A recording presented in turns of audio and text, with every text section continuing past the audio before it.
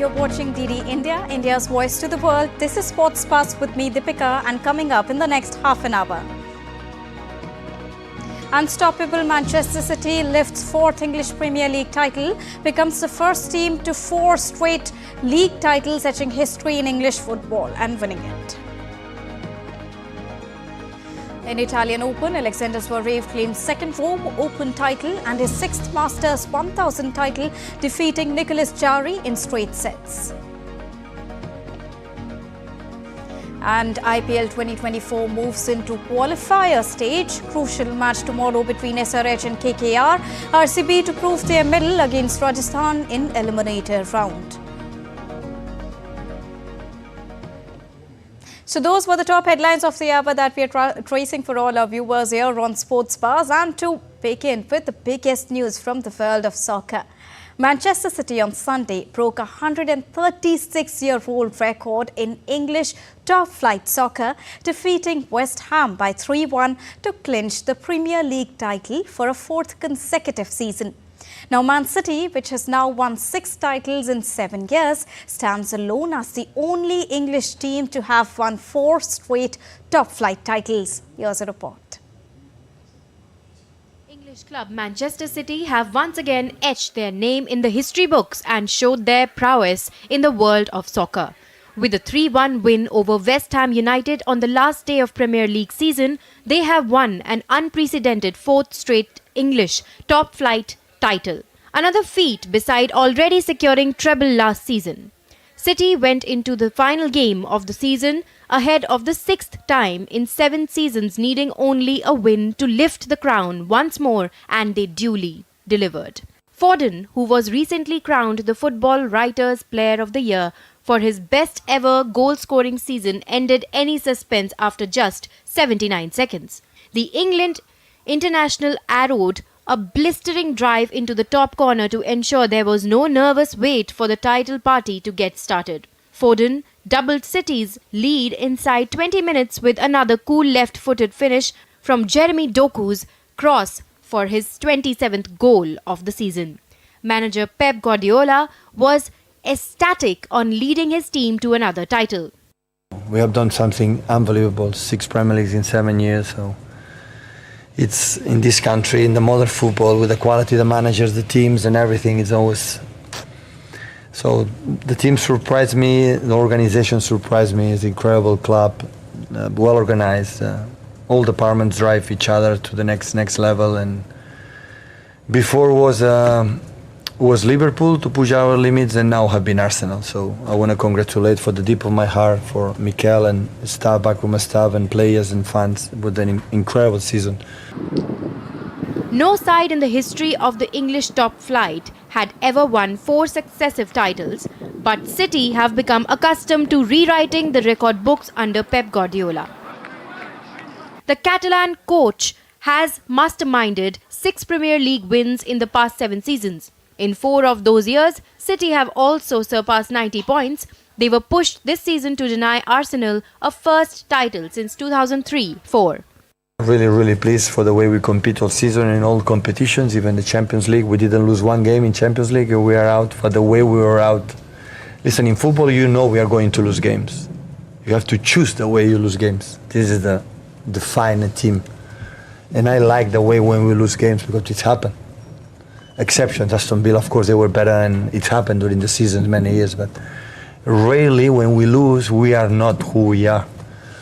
And that makes me feel so proud, stable and good. The latest Premier League title success is the 3rd trophy City have won during the 2023-24 season, building on the UEFA Super Cup and FIFA Club World Cup victories earlier in the campaign. By achieving a degree of league dominance never seen before, City have made their case to be considered the greatest side English football has produced. Sports Desk, DD India. And now to discuss more on this, I'm joined by DD India correspondent from London, Ollie Barrett. A very good evening from India, Ollie. Man City, once again, they hold the title. But Rodri says that this victory is the result of difference in mentality. How do you see this, Ollie? It's interesting. The Manchester City mentality is clearly something pretty special, and it was referenced several times actually by several players after the game on Sunday. This idea that at the turn of the year, Manchester City's season often seems to kick into gear. There have been repeated incidents now of Manchester City really just starting to motor as the calendar year turns during the English Premier League season. And since around Christmas time, they have been very, very good. Clearly, Arsenal were there or thereabouts for most of the season, but once it got to the stage where it was in Manchester City's hands, that they knew that if they won all of their remaining games that they would be champions, once it got to that point, you got the sense that Manchester City were firm favourites, because they do have that mentality that Rodri was referencing that feeds through into confidence throughout the team, their ability to go out and win week after week after week. It's not just about mentality, though. Obviously there is a very talented team there, a very talented roster. You have a man that many believe is the greatest manager in the world, if not of all time, in Pep Guardiola as well. So there is a lot that goes into this beyond mentality, but I think Rodri's making a fair point there, which is that this Manchester City team does have a very strong mentality, a very strong attitude, which does see, as I said, particularly towards the end of seasons, a confidence coursing through the team that does put them in a position where they can just go and win week after week after week. And now let's also talk about the manager. Guardiola says that he's casting doubts on continuing for yet another full term, citing lack of motivation as the reason. What makes him say so? What do you think of it? It's very interesting to hear those comments from Pep Guardiola. He talked about how he is probably closer to leaving than he is to staying, and I think what he meant by that was simply that he's been there for many years already, and however long he remains at the club, he's probably done the majority of his stint there already. He did talk, though, about talking to Manchester City next year about what comes after the current contract that he has with the club, which expires at the end of next season. So his rivals in the Premier League know that he will be there next year at least, and he may well be there beyond that. When it comes to possible replacements for Pep Guardiola, of course, he would be very, very hard indeed to replace. The list of candidates sometimes mentioned as possible replacements include people like Zinedine Zidane, the former manager of Real Madrid, the Frenchman, Roberto De Zerbi, who's just leaving Brighton at the end of this season, has been mentioned as a possible successor. Xabi Alonso, who of course at the moment is going through a very successful season with Bayer Leverkusen and had been expected to potentially go to Liverpool next, but might Manchester City be keeping a close eye on his career in Germany and whether they might be able to take him next if Pep Guardiola were to leave the club. There are other names in the frame too, but of course it depends exactly when Pep Guardiola leaves. It depends who's on the market at that point, and as I say, it's entirely possible that he actually ends up signing a new contract. Indeed, and this is the moment of celebration indeed for the team, as they've already created history, and the players also say so, that they don't have any hesitation in saying that they have already made a historic mark and left an impression. Thank you so much, Ollie, for joining us here and discussing the much awaited and the wonderful victory by Man City there. All right, staying on soccer, Liverpool delivered much-loved manager Jurgen Klopp a victory in his final game with the team on Sunday, a 2-0 victory over 10-man Wolverhampton Wanderers at Anfield in an emotional Premier League season finale. Alexis Mac Allister and Jarell Quansah scored on a day that did not impact the Reds' third-placed finish in the table, but one that Liverpool fans had been dreading since the 56-year-old German manager announced in late January that he would leave the club at season's end after almost 9 years at the helm. Klopp's men, who were on the course to give their beloved manager a fairy tale ending before a string of bad results last month, derailed their title challenge, finished the season on 82 points, which is 9 behind winners Manchester City. I knew for a long time our relation is pretty special. I love that. I really think that the people make the difference for this club. How I said, these people are the superpower of this club. These people keep the club going. These people push the club. These people carry the club through difficult moments. These people are the club, and so I was not. Obviously, we had a really a good time together. 9 years, nearly a decade. It was absolutely crazy. Kids who were today in the stadium, kids of the staff who were today in the stadium, and so after the game, they don't know another manager of Liverpool. See, that's how it is. I just think I was always there and will always be there, and that now I'm gone. I expect that. I was a bit afraid of a breakdown. I had 1 or 2 moments during the week where it was not great, and I had during the game the last few minutes were tricky. But the general feeling today was it felt for me more like a start than an end, because it's not. I know the goodbye is about me, but in general it's about the team, and it's so wonderful team. Not a very easy moment for club fans especially. Now let's talk about Professional Football League in Greece. Fans celebrated after PAOK won the Greek Super League Soccer Championship against Aris with a 1-2 scoreline in the northern port city of Greece to win the Super League for the 4th time. The team held on to win despite playing the last 20 minutes with 10 men after Giannis Michailidis was sent off. It finished 2 points ahead of defending champion AEK Athens that beat visiting Lamia by 3-0. From soccer pitches, now let's move on to tennis courts. Alexander Zverev warmed up for the French Open by winning his 6th Masters title at the Italian Open. Zverev beat first-time finalist Nicolas Jarry by 6-4, 7-5 in the Italian Open finale on Sunday. It was the 2nd title in Rome for the German 3rd seed, having won his first in 2017 when he was a 20-year-old, and his first trophy since he broke his ankle in the French Open semi-finals back in the year 2022. And now in Sports Pass, let's get you all the latest from the world of Indian Premier League.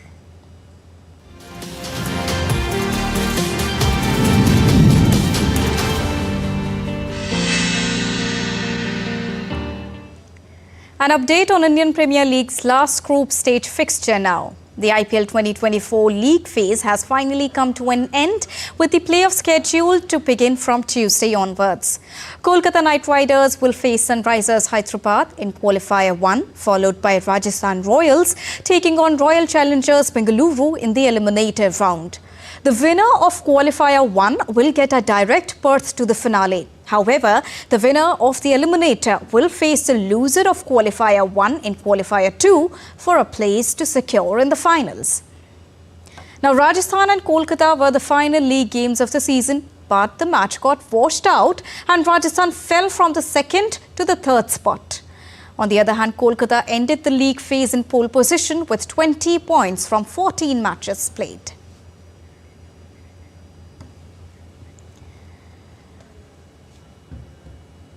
And now I have with me Suchitra, who's joining us from Newsroom. Thank you so much, Suchitra, for joining us here on Sports Pass. Now the race for the playoff has finally reached its destination, and now it goes on to the D-Day. Sunrisers Hyderabad versus Kolkata Knight Riders. Who can make the cut? Good evening, Deepika. Yes, it's going to be a mouth-watering clash. Kolkata Knight Riders and Sunrisers Hyderabad. Both the teams, they have scored big in this particular tournament. So we can say it's going to be a clash between the batters. We'll have to see who scores the maximum runs, because it's not going to be about the bowlers. It's going to be about the batters. At one point of time, Sunrisers Hyderabad was, making the biggest scores in the Indian Premier League tournament. They lost the track, but somehow they are back on the track, and luck has also favored them, because we saw how that match of Kolkata Knight Riders and Rajasthan Royals was abandoned, and they have now ended the tournament on number 2 in the points table, and that's why they are at number 2. It's going to help them. Deepika. And also, when we talk about Royal Challengers Bengaluru, they've come up really surprisingly this time with their stupendous performance, and they are doing phenomenally good. Can we see them lifting the title? Deepika, it's always said that in cricket, momentum matters a lot. And if we look at the team, then RCB is the team with the greatest momentum. The way their winning streak is continuing match after match against every strong opponent, we can say at this point of time, RCB is the most favorite to win this Indian Premier League, and also because Virat Kohli is there. And in the past seasons, even when RCB has not really performed well, the brand value is high because of the kind of players they have had. Even in this season, if we look at Virat Kohli, Glenn Maxwell, these are the biggest names in T20 cricket, in the cricket world. So we want to see these players lift this Indian Premier League trophy at least once. Because even in that match against CSK and RCB, the question was, one of the team was going to be out of the tournament, and the other question was, who is going to win this IPL, Mahendra Singh Dhoni or Virat Kohli? So Mahendra Singh Dhoni is out of the question now. So the next favorite of the cricket fans is obviously Virat Kohli. And it's not only because of the brand value or the name value of Virat Kohli, it's also because of the performance. So the winning streak of 6 matches for RCB make them the most favorite to win this IPL tournament, and everybody loves the story of an underdog. In this particular tournament, RCB has been an underdog. At one point of time, it looked like they're going to be out of the tournament. They will not make it to the playoffs, but they have surprised everyone. In fact, they have surprised themselves at one point of time. Some comments were coming from the players where they said we have nothing to lose, we are not going to the playoffs, we will just play for the pride, and they have just surprised themselves by making it to the playoffs. And from here on, again, they have nothing to lose because nobody is expecting the team who barely made it to the playoffs to win this tournament. So they are the most favorites to win this IPL now. And for RCB fans, they've already got a reason to celebrate, and that would be another cherry on the cake if they lift the title. Thank you so much for joining us and bringing us a rounded perspective here on how are we expecting the qualifiers to shape up. Now, staying on cricket, Indian skipper and Mumbai Indians batter Rohit Sharma has lashed out at the broadcasters of Star Sports for airing his conversations for views and engagement, despite him requesting them not to do so. Now, a recent clip of the Indian cricketer Rohit Sharma having a chat at the Eden Gardens with his Mumbai mate Abhishek Nair was first aired by a franchisee's social media handle. But after releasing that, Rohit Sharma was possibly speaking about personal stuff that he would not want to be known in the world. The franchisee then hastily deleted the clip. But by then, the damage was done. Many social media handles had picked up the audio and had aired the clip themselves. Taking to X, Rohit Sharma said, and I quote his statement here, "The lives of cricketers have become so intrusive that cameras are now recording every step and conversation we are having in privacy with our friends and colleagues at training or on match days. Despite asking Star Sports to not record my conversation, it was and was also then played on air, which is a breach of privacy. The need to get exclusive content and focused only on views and engagement will one day break the trust between the fans, cricketers and cricket, indeed."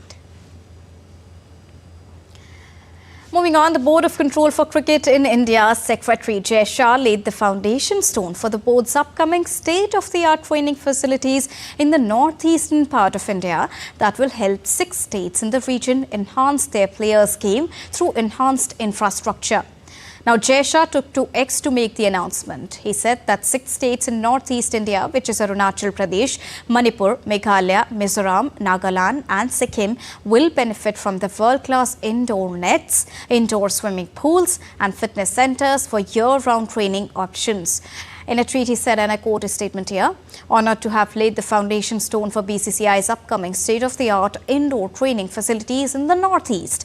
Our cricketers from 6 states, Arunachal Pradesh, Manipur, Meghalaya, Mizoram, Nagaland and Sikkim, will soon benefit from world-class indoor nets, indoor swimming pools and fitness centres for year-round training options." Now this, along the launch of the new pavilion in Mizoram, are big step towards our vision to enhance cricket infrastructure in the region. Exciting times ahead, unquote. Era of development, as we say this. Now, Australia are all set to take Two travelling reserves to the T20 Cricket World Cup with Jake Fraser McGurk and Matthew Short likely to be named as the 16th and 17th squad members who will join as cover in case of tournament-ending injury to one of the first-choice 15 players.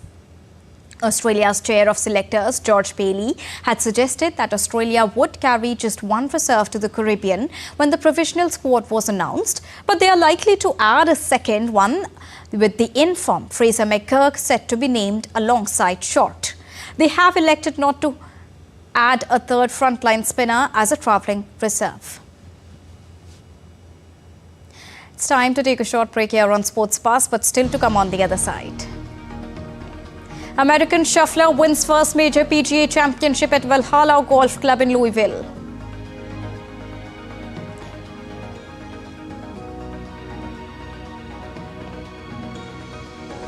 South African athlete Akani Simbine registers fastest 100 meters of the season at the Atlanta City Games.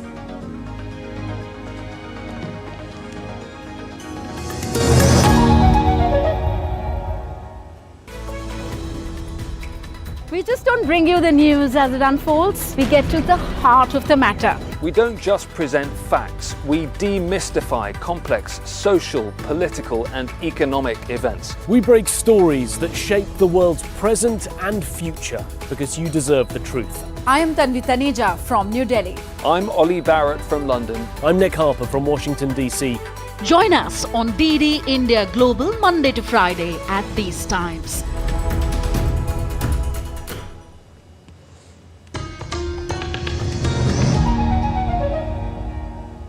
Welcome back after that short break. You're watching Sports Pass with me, Deepika. Continuing with sporting updates and now from golf. American Xander Schauffele won first major PGA championship at Valhalla Golf Club in Louisville on Sunday. Now Schauffele birdied the last opening to prevail upon the PGA championship by a single shot live calls Bryson DeChambeau to guarantee his most memorable major title. After that, Schauffele showed nerves of steel as he chipped to 6 feet and made the biggest birdie of his career. This was the lowest winning score to par at a major championship. It feels amazing.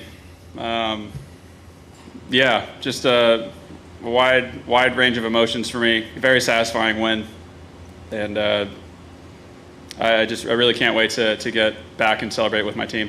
Yeah, I mean, I've become very patient, not knocking off any wins in the last couple of years. The people that are closest to me know how stubborn I can be, so winning.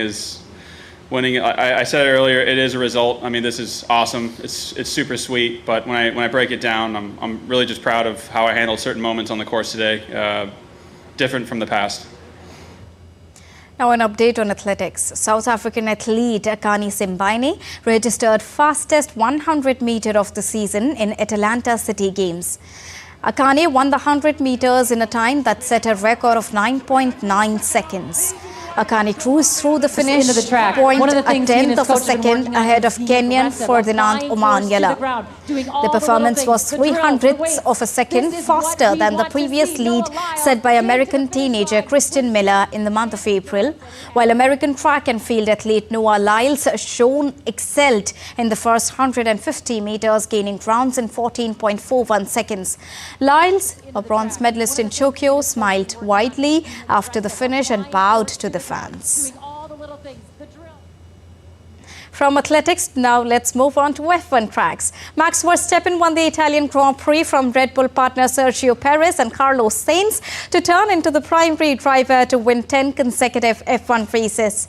Max Verstappen emerged victorious from an outright exhilarating Emilia-Romagna Grand Prix on Sunday, barely holding off a late surge by McLaren's Lando Norris. The Red Bull driver finished just in 0.725 seconds ahead of Norris, who had won the previous race in Miami against Verstappen. The success denotes Verstappen's 5th place in 7 races this season and the 59th of his profession, hardening his dominance in the title. Additionally, it is his 3rd victory in a row at the historic Imola circuit. French National Basketball Association rising star Wembanyama played with young fans as he paid visit to his hometown on Saturday. Wembanyama who plays for the San Antonio Spurs, was named this year's NBA Rookie of the Year, a first for a French player, participated to cheers from more than 2,500 young supporters during Nike's Victory Mode event in the Paris suburb town. Wembanyama was the first-round pick in the 2023 NBA draft and bagged an average of 21.4 points per match this season. He also placed second in the 2024 Defensive Player of the Year title, behind fellow French player Rudy Gobert. And that's all for this edition of DD India Sports Pass. But do let us know your thoughts on the news of the day. We'll be back with more news as it breaks here on DD India. I am Deepika Mehtu, and from all of us here in New Delhi, thank you so much for watching DD India Sports Pass. Namaskar.